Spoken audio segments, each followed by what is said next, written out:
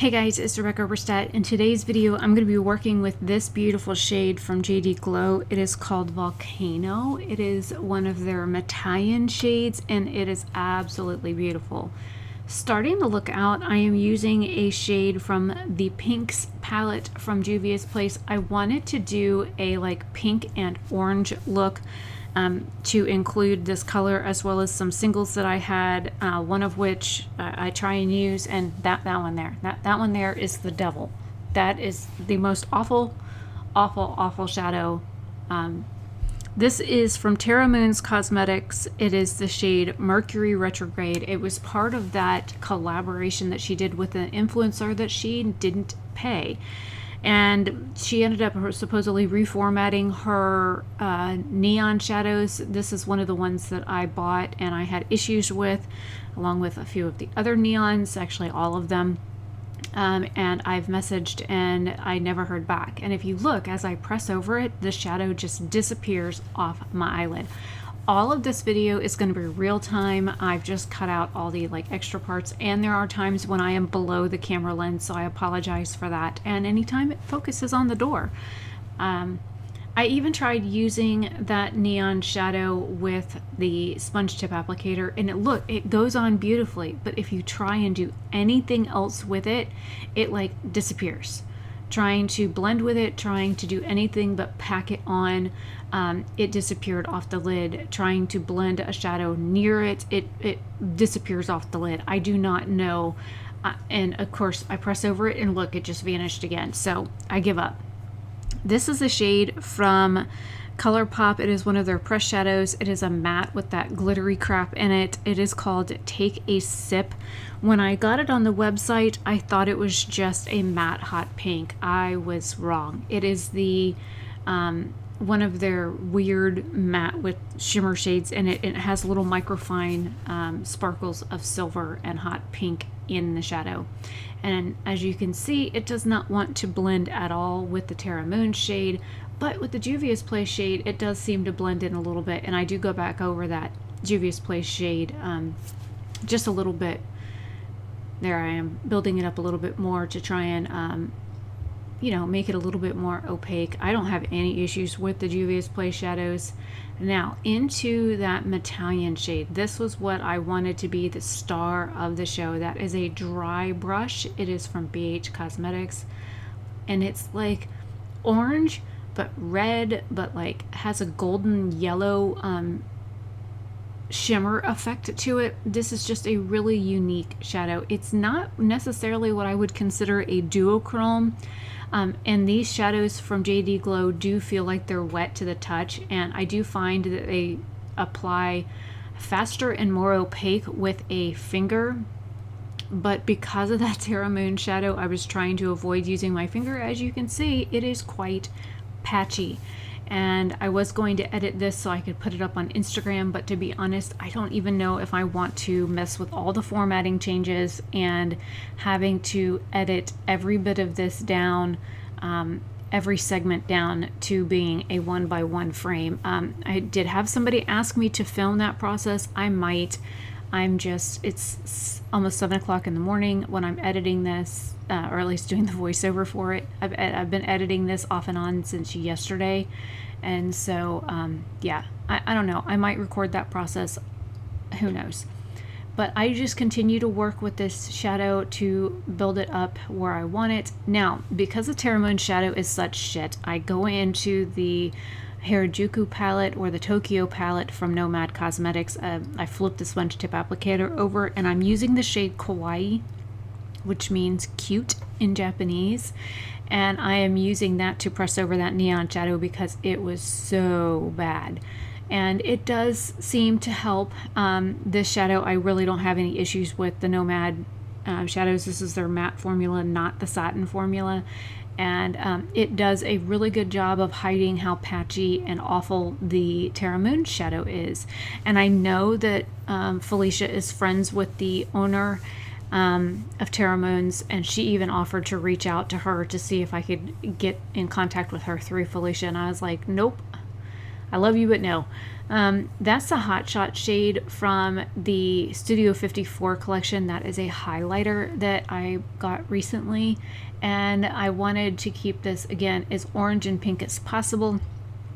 And that is the Kawaii shade I'm using there first, and then into that ColourPop shade, which is Take a Sip. And then I'll go back in with the Juvia's Place shade here in just a minute. All the fun stuff is really at the end of this video, so if you've made it this far in, stick around to the end, because I do some really neat liner stuff. I just wanted something fun. I wasn't feeling the greatest, and so I figured that there's Hot Shot again, that Studio 54 highlighter. I wanted to just sit and play with makeup. I'd been feeling like crap for days, and so I was like, okay, well, you know, maybe I can play with makeup. Makeup usually makes me feel better, and I had a migraine that lasted 9 solid days, and I might just have to do a video on some of the medical drama that I've got going on in my life. I wrote a like 3-page thing in Word and then posted it on Facebook that literally is a huge rant. So I know at least one of my subscribers has already seen that because he commented on it.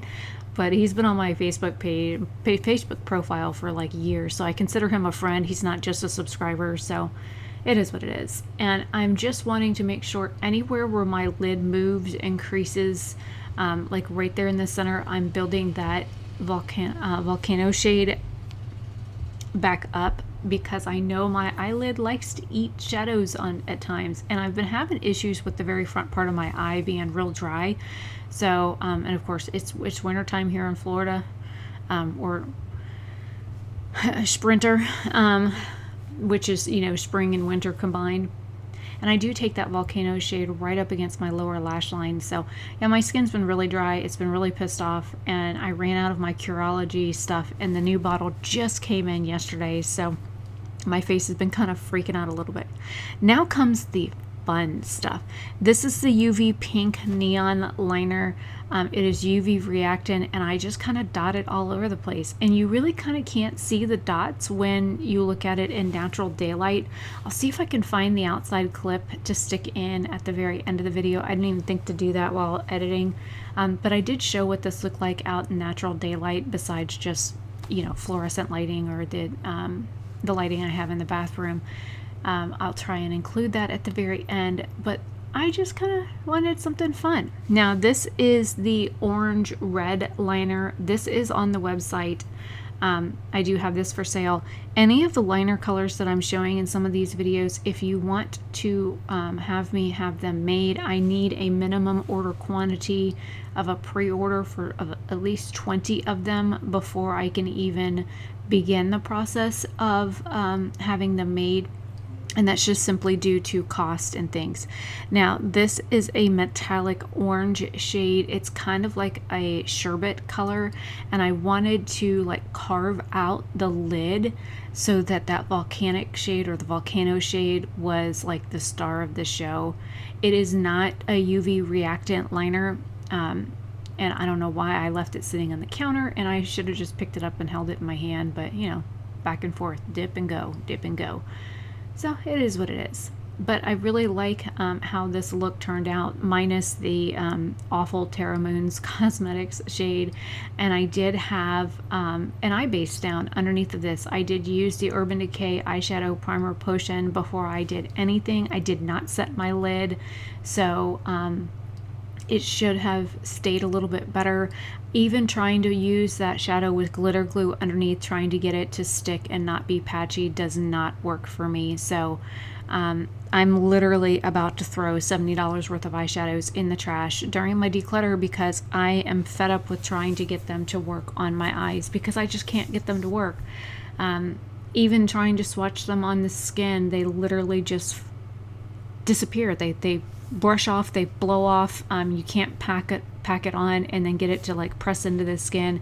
They do not want to do any of the above. So that was kind of a bummer. I figured I would try and use some of the shades, like with the blue look. I did use one of the blue neon liner or shadows in that look, and it was awful as well. So yeah, I have a bunch of single eyeshadows that I'm going to be decluttering due to either age or they're just crap. So it is what it is. It is only just makeup, so. But here we go. What do you guys think? That was it. Now, for the really neat stuff. Hello, camera. Yo, focus. Oh, there you go. Now, watch. And there you go. What do you think? Yes, this is neon reactant, and because there is a neon shadow underneath the kawaii shade, it does kind of show up a little bit on the inner corner of my eye. But I thought that was really kind of cool. And I do show you some other, like, I do turn the lights off and show you what it looks like in complete darkness with the, and